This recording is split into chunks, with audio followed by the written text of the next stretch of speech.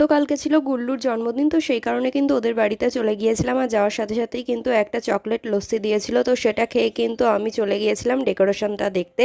তো জাস্ট ডেকোরেশনটা দেখো, পুরোটাই কিন্তু আমার ভাই করেছে। লাইট জ্বালিয়ে তো একরকম লাগছিল, লাইট নিভিয়ে জাস্ট অমাইক লাগছিল।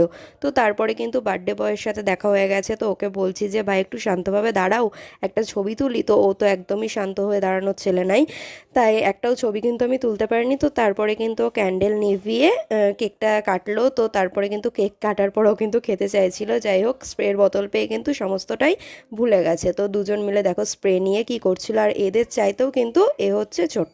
তো তারপরে কিন্তু খাওয়া দাওয়া সেরে নিলাম লুচি মাংস দিয়ে। কার কার ভালো লাগে অবশ্যই কমেন্ট করে জানিও। আর তারপরে কিন্তু গুল্লুর জন্য একটা ছোট্ট সারপ্রাইজ ছিল। ওকে বলা হয়েছে কেক কাটতে, কিন্তু ও তো কেক না কেটেও খেয়েই যাচ্ছে। একবার ও খাচ্ছে, একবার ও দিদিকে খাওয়াচ্ছে।